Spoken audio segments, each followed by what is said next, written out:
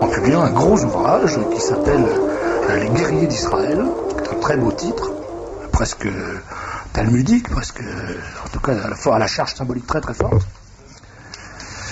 Et c'est publié aux éditions Facteur. Alors c'est pas un travail de journaliste bâcleur, ça fait quand même quelque chose comme 400 pages, 410 pages. Et 410 pages, oui, puis c'est surtout bourré en petit caractère. En tout petit caractère.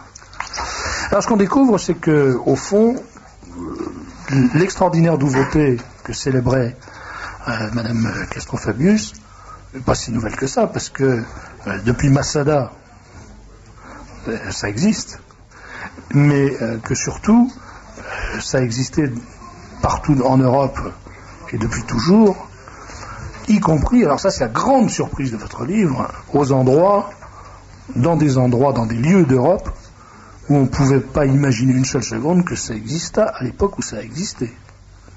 Oui, c'est-à-dire que le Bétar, qui est la principale organisation juive de défense, c'est ce qu'on appelle les sionistes révisionnistes. Ça n'a rien à voir avec Henri Roch et Robert Forisson. Oui, ça il faut bien préciser quand même. Parce que ils ont décidé de réviser le sionisme de Herzl. Donc, cette organisation, très étrangement, d'ailleurs, comme le Bnei Brit, a été la seule organisation, une des seules organisations juives qui n'ait pas été dissoute par les autorités nationales socialistes après la prise du pouvoir d'Adolf Hitler le 30 janvier 1933. Et le truc le plus stupéfiant, c'est que les associations de ce type, associations de jeunesse, ont toutes été dissoutes. La seule organisation qui soit autorisée, c'est le Bétar.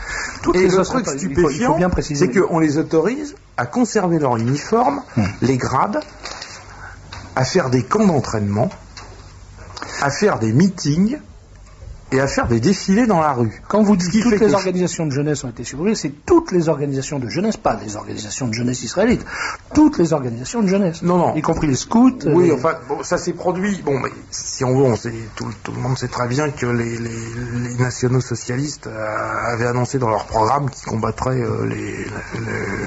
la communauté israélite en Allemagne. Bon, donc, c'est quand même les premiers qui ont eu, dont les organisations ont été dissoutes. Bon.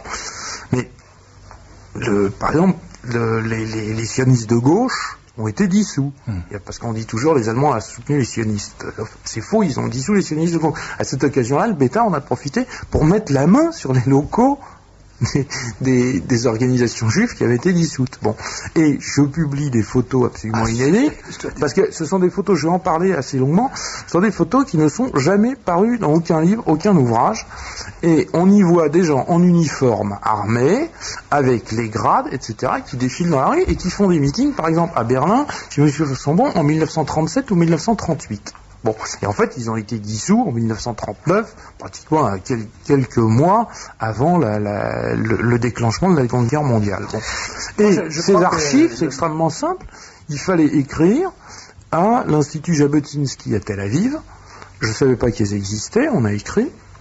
Et j'ai demandé un certain nombre de choses, et puis on m'a envoyé... Je n'ai pas publié d'ailleurs toutes les photos, il y en a toute une série.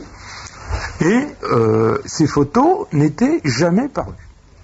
Alors, elles sont stupéfiantes. Oui. Alors, je voudrais raconter une anecdote. Bon, c'est que quand j'ai publié Mystère et secret du Bnei Brit, la presse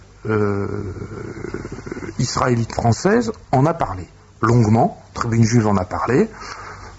Actualité Juive en a parlé. Ils ont fait plus d'une page sur la question. D'autres journaux ont abordé la question. Ils avaient écrit des choses inexactes. Je leur ai envoyé une lettre qu'ils ont publiée, ils ont fait des droits de réponse. Bon, il y a eu une discussion. Bon.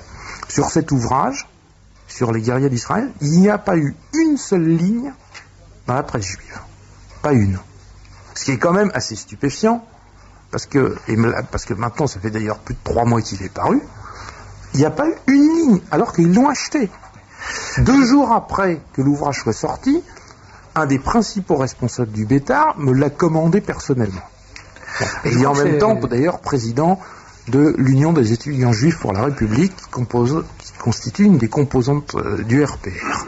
Mais je crois que ça s'explique assez bien. Il n'y a pas une ligne. Et d'après ce que j'ai cru comprendre, parce qu'ils sont allés dans différentes librairies, notamment les gens du Bétard, c'est qu'ils ignoraient l'existence de ces photos. Et que ça les gêne énormément, et d'ailleurs que ça a provoqué en partie une petite crise à l'intérieur du Bétard français, parce que c'est des choses qu'on leur a toujours cachées. On leur a toujours dit, vous avez été poursuivis, vos parents ont été déportés, nous avons été écrasés en Allemagne, les nazis étaient des salauds, des odieux, et il n'y a que quelques survivants de la Shoah. Bon. Et puis ils découvrent, avec les photos, parce que la photo a un impact plus important que le texte, parce qu'il y avait des choses quand même qui étaient disponibles, en particulier aux États-Unis et en Israël, où des universitaires osent travailler sur la question. Eh bien, ils ont découvert, avec ces photos, d'après ce que je crois savoir, que c'était pas exactement, et c'est même pas du tout, ce qu'on avait à raconter, et donc, si on veut, les bourreaux n'étaient pas tous du même côté. Bon, et qu'ils ont eu une conduite peu reluisante à l'époque. Bon, et je crois que ça leur pose un certain nombre de problèmes. Et puis je crois qu'il y a une autre raison, c'est que ce livre est un livre parfaitement neutre. C'est un livre d'historien, c'est un livre sur dans lequel j'imagine que les avocats des différentes organisations, associations de défense, associations ministère de l'Intérieur, ont dû mettre le nez avec des lunettes à loupe pour chercher la moindre possibilité de poursuite. Or, c'est un livre qui est totalement dénué d'agressivité et naturellement de la moindre once de racisme. Mais ce qu'il faut dire, c'est que je crois que c'est un ouvrage historique, mais c'est quand même beaucoup d'actualité. Hein.